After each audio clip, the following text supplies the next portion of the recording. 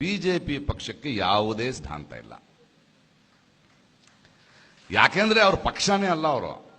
ಅವ್ರ ಹಿಂದೆ ಒಬ್ಬರಿದ್ದಾರೆ, ಸಂಘ ಪರಿವಾರದವರಿದ್ದಾರೆ, ಇನ್ನೊಬ್ಬರಿದ್ದಾರೆ. ಅವರ ಸಿದ್ಧಾಂತನ ಇವ್ರದ್ದು ಅಂತ ಹೇಳ್ಕೊಂಡು ಓಡಾಡ್ತಾ ಇದ್ದಾರೆ ಇವರು. ಬಿಜೆಪಿ ಅವ್ರು ಎಂತವ್ರು ಅಂದ್ರೆ, ಮನೆ ಮುಂದೆ ಒಂದು ಬೆದರು ಬೊಂಬೆ ಇಡ್ತೀವಲ್ಲ, ನೀವು ಬೆದರು ಬೊಂಬೆ ಪಕ್ಷ. ನಿಮ್ದು ಸ್ವಂತ ಬುದ್ಧಿ ಇಲ್ಲ ನಿಮ್ದು. ನಮಗೆ ನೀವು ಯಾರು ಅಂತ ಗೊತ್ತಾಗಬೇಕು. ಸಂಘ ಪರಿವಾರದವ್ರು ಏನು ಹೇಳ್ತಿದ್ದಾರೆ ನಮಗೆ ಗೊತ್ತು, ಅಟ್ಲೀಸ್ಟ್ ಹೇಳ್ತಾ ಇದ್ದಾರೆ ನಾವು ಯಾರು ಅಂತ.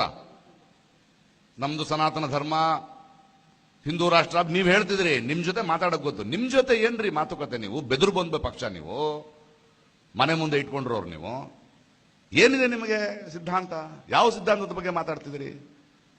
ಮತ್ತು ಆ ಪಕ್ಷದ ಇವರನ್ನು ನೋಡಿ, ನಾಯಕರುಗಳನ್ನು ನೋಡಿ, ಕರ್ನಾಟಕದ ನಾಯಕರುಗಳನ್ನು ನೋಡಿ. ಇವ್ರಿಗೆ ಏನಾದ್ರೂ ಹೇಳಬೇಕಂದ್ರೆ ಅಲ್ಲಿಂದ ಬರ್ಬೇಕು ಒಬ್ಬೊಬ್ರು.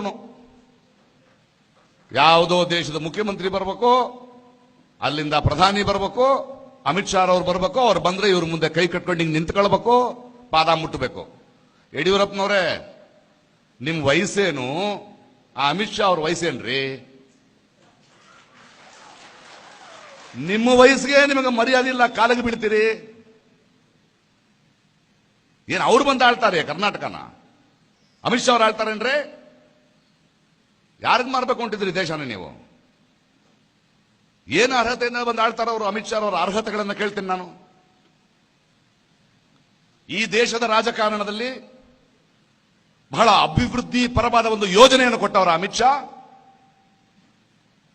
ನನ್ನ ಯುವಕರನ್ನ ವೈಜ್ಞಾನಿಕ ಪರವಾಗಿ ಮುನ್ನಡೆಸುವಂತಹ ಒಂದು ಯೋಚನೆಯನ್ನು ಕೊಟ್ಟವರ ಅಮಿತ್ ಶಾ.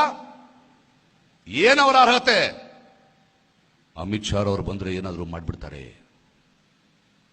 ಅವ್ರು ಹೇಗಾದ್ರೂ ಮಾರಿ ಯಾರನ್ನಾರು ಕೊಂಡ್ಕೊಂಡ್ಬಿಡ್ತಾರೆ. ಅವ್ರು ಹೇಗಾದ್ರೂ ಇವರಿಬ್ಬರನ್ನ ಸೇರಿಸ್ಬಿಟ್ಟು ಇನ್ನೊಂದು ಪಕ್ಷ ರಚಿಸ್ಬಿಡ್ತಾರೆ. ಅವರು ಮಹಾ ಚಾಣಾಕ್ಷ. ಅವರ ಕುಟಿಲ ತಂತ್ರಗಳು ನಿಮಗೆ ಗೊತ್ತಿಲ್ಲ. ಇದೆಲ್ಲ ನನ್ನ ದೇಶಕ್ಕೆ ಬೇಕಾದ ಯೋಗ್ಯತೆನೇನ್ರಿ?